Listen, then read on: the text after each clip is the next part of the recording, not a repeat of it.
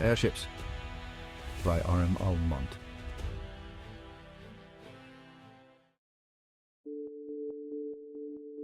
Captain Geoffrey Carl Moyse's Journal of the Royal Air Fleet, today's date, 10th of May, 1889.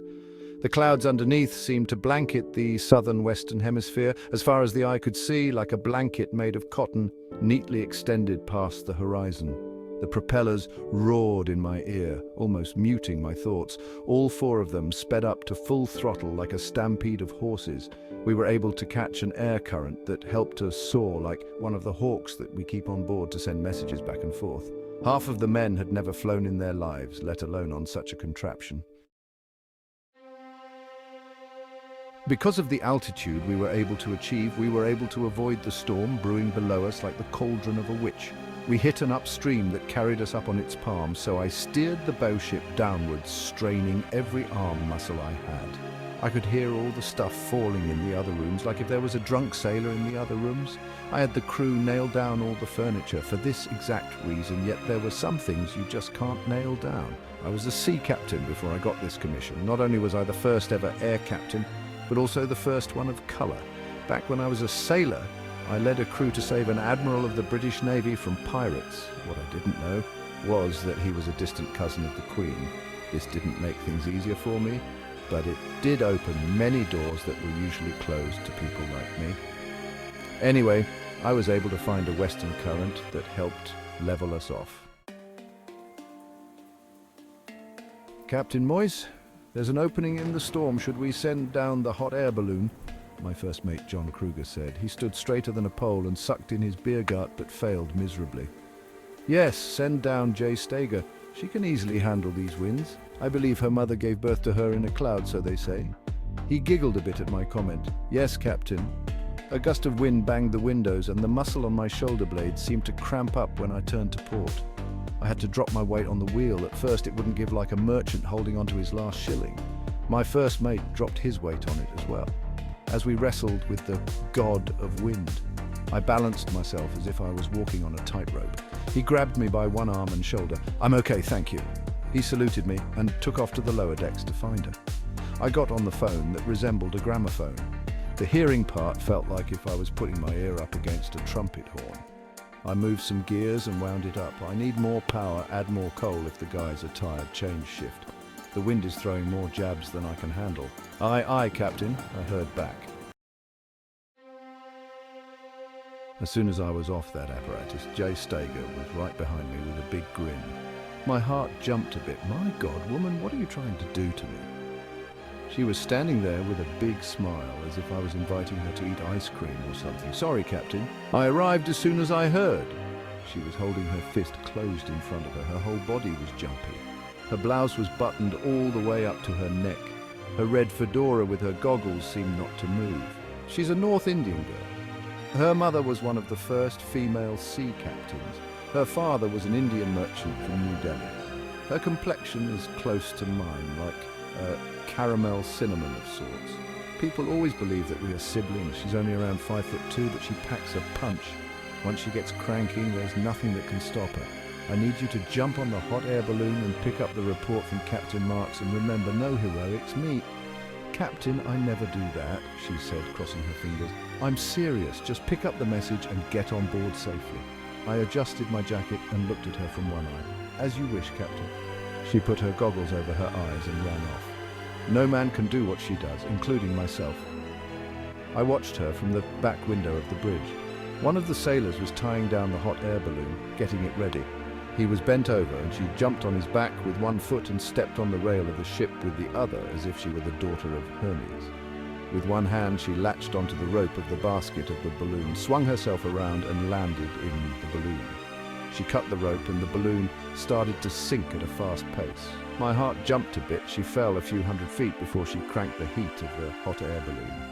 The sailor yelled at her, waving his fist at her, and she just blew a kiss at him. From the corner of my eye, I saw a shadow on the clouds. It felt like a giant predator in the depths of the sea. It was no wild animal, but they sure act like it. I slammed my hand on the alarm. I grabbed the horn with the other. Incoming! I turned the wheel to starboard, pulling the hot air balloon like cans behind a carriage. I got on the other horn that connected me to Jay. "Get ready. You have a guest? Don't worry about me. It will be raining air pirates if any of them dare." She huffed out. They slammed their skipper into ours. I had to steady my feet as the two bows duked it out. They jumped on board like frogs raining from the sky. My men unsheathed their swords and the metal clanking commenced. I turned towards port, slamming back into their skipper. A few of the pirates plunged to an early grave. The door of the bridge crashed open and the glass shattered into a million pieces. I reached into my waist and, like a dancer, I turned and lowered myself, throwing my knife. I hit this scraggly pirate in the throat. He fell forward like a plank, and right behind him was another one who looked like he hadn't brushed his teeth since the founding of the New World. I reached for my pistol, but he threw himself towards me. The bullet took off, but it ricocheted off the walls of the bridge. He rolled towards me and stuck out his sword. I hopped to one side and his sword went into the steering wheel. I grabbed the wheel and turned hard to starboard, trapping his arm like a crab holding its prey. I gave him a good front kick to his chin that sent him off to La La Land. I took his arm out and regained control of the ship. I got back on the horn and turned the dial, cut their lines, and get ready for port drill. I took a look down and Jay had her hands busy, bouncing around like a rabbit, knocking them off the basket like she promised. One guy jumped in the basket. He was 3 times her size. She jumped on the rope behind her, swung around, and grabbed his neck with her legs from behind like a serpent. She pulled him off the ship, and you could hear his screams as gravity took over and showed him whether there was an afterlife or not.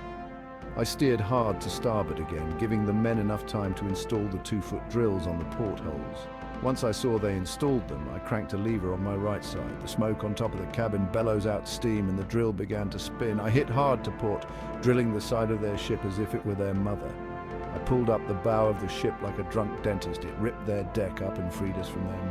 I was able to get enough distance from them, and most of the fighting had been contained. Their ship now limped along, losing altitude. They won't be bothering anyone for a while, I said to myself. I looked out the window to check on Jay. I grabbed the horn. I hope they didn't mess up your hair. I waved to her from the window. A girl works hard to look this good. She fluffed up her hair, even though the wind was blowing it back.